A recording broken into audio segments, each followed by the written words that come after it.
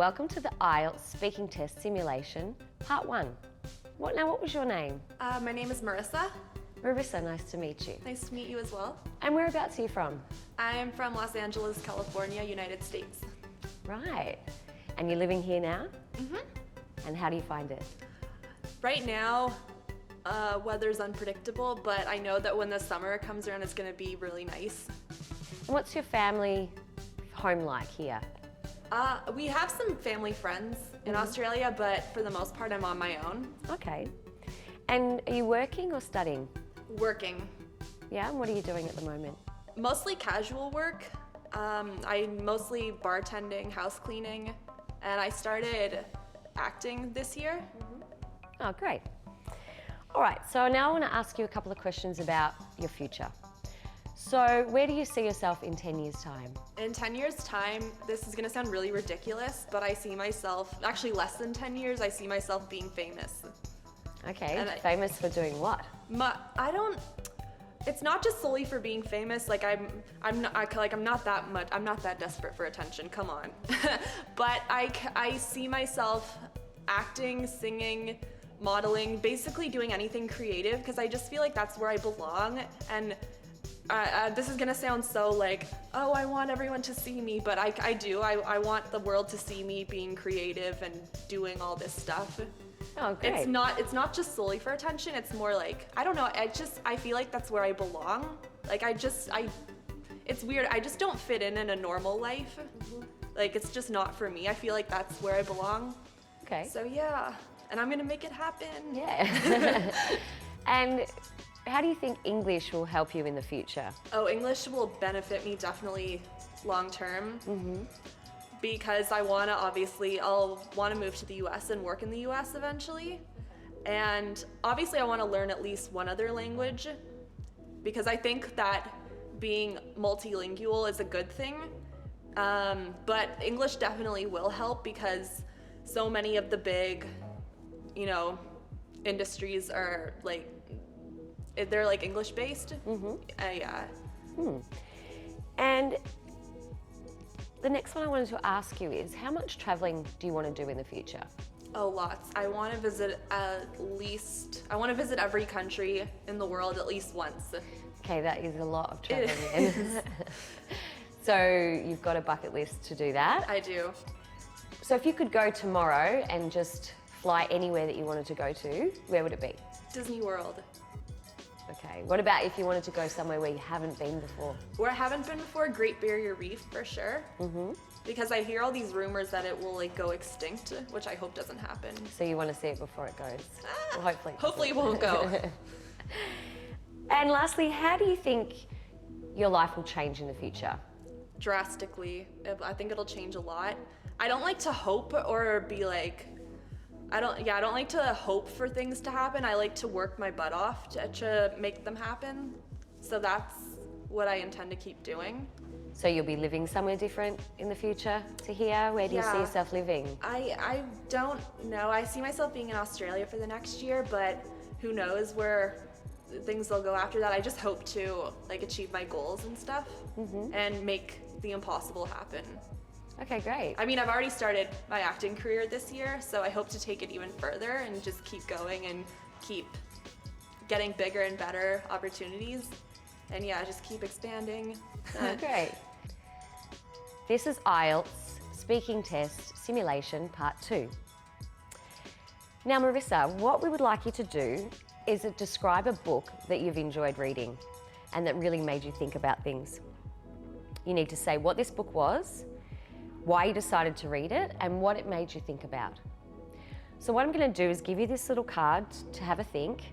You can take some notes as well, and then you'll need to have a talk about the topic for 1 or 2 minutes.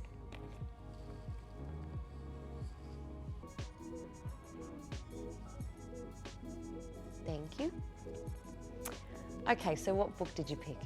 The book I picked is called The Outsiders. It's by American author S.E. Hinton. I had to read this book when I was in 8th grade, and at first I thought I would hate it because no kid ever likes to have to read books that they're assigned, but I actually really enjoyed it because I find it's really relatable. Like, even if you're not in the character situation, you can still relate to the things they're going through. It focuses on this, he's a 14-year-old boy. His name is Pony Boy. I know he has a strange name, but he's a really relatable character, and he lives with his two older brothers named Soda Pop, I know, also a weird name, and Dairy, the only one with a normal name. So basically both their parents died, and Dairy is pretty much responsible for looking after all of them, and they're kind of poor. They're part of a gang. It's basically about like it's like a divide between the wealthy and the poor. Like they're like on the poor side of town. They're part of a gang called the Greasers. And then their rivals are the rich kids on the other side of town called the Socias. And the Socias like to make the Greasers' lives hell. And it's basically, Ponyboy gets caught up in a murder. And then he and his friend Johnny have to leave town. And they go through a lot, and it's a really great book. It has, some people die in the book, sadly, some characters that you like grew to love, but at the same time it teaches you about the importance of friendship and I guess family, because I mean they're not really, well I mean Ponyboy's obviously related to his brothers, and it strengthens their bond as a whole after all these events happen, because Ponyboy wasn't always super close to Dairy because of the fact that Dairy had to grow up and take care of his brothers like after their parents died. Their parents died in a car crash.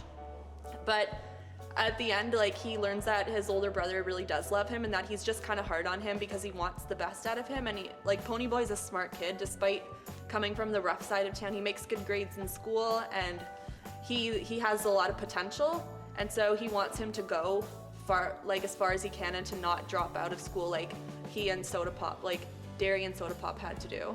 Oh, okay. Yeah, Great. It's overall just really relatable. I think that it's like a coming of age teenage book.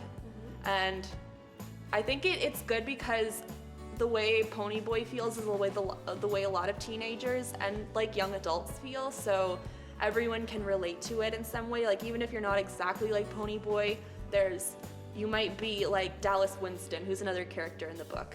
Like they all have different personalities, but everyone can identify with at least one character, and that's what I like about it. Oh, great. Thanks, Yeah. Marissa. Yeah, no problem. Okay, now we're going to go into speaking test simulation part 3. So I want to ask you about children and reading. What are some of the most popular children's books in your country? Most popular children's books are definitely ones by Robert Munsch. Another one I read growing up it's more like a chapter book with like the occasional illustration. It's called Junie B. Jones. And Anne of Green Gables is pretty popular, or at least I had to read it when I was a kid. Yeah, it's a pretty popular book. And what do you think the benefits are of parents reading to their children? I think the benefits of parents reading to their children is that children, listening is still a form of learning. Like obviously you want to get them to read books when they're young, but I think when you're starting out, because like kids can't read very well when they're just like little and they're starting. So I think like if you at least read to them, how do I describe this? Like they know how words sound, they know how to put sentences together, at least by hearing. And also it's a great way, I think, for parents to bond with their kids and also to like instill creativity and ideas in them, because like in every book I've read, like the characters there's always like an element of creativity. And I think that's really good for kids to have because it'll inspire them to do so much more. Yeah. And do you think parents should always let children pick which books they read? Depends on the book. Like there are some children's books out there, like you would be surprised at how like graphic and violent they can be. I mean, it's not overly so, but for a children's book, it's like, whoa. So yeah, I think it definitely, like it depends on the book. It depends on, like how much is in there, but so I think overall you should let the kid pick the book, but just be careful, or just maybe read up on it online or something first just to make sure it's appropriate. Or if you just get a vibe that it might have some like dark content, then definitely like check it out or like look it up online to make sure that it's okay, because Yeah, fair enough. And what about electronic books? How popular are they in your country? Very popular, but I think they're ugh. Yeah? I think when you're reading to your child, when you're first getting them to read, you should always get them to read like actual paperback books, just because it's just better. Yeah. I know it's the old-fashioned way, but I just hate how everything's being replaced by technology nowadays. It's like, don't kill books. So that's leading into my next question. What do you think the advantages of electronic books are over paperback? The only advantage I can think of is, like, if you have a Kindle, it'll obviously be less to travel with. Like, it's easier to just download a bunch of books onto a Kindle than carry a bunch of books with you. But you can always go to the library, like wherever you are. You can always go to the library. That is Library true. cards are free, depending on where you live. That's true. Do you think electronic books will ever completely erase printed books? I don't think so. Because a lot of people, I think they just, like, it's nice to just read from paper. Like, reading from screens too long hurts your eyes. And even if I read something from, like, even if I'm on my phone, like, reading articles, I get headaches sometimes. And there'll be days where I'm just like, no, I just don't want to go on my phone at all. I just want to read a book, like actual paperback book. Yeah. So I don't think books will ever go away for that reason. Well, thank you very much, Marissa. This is the end of part 3.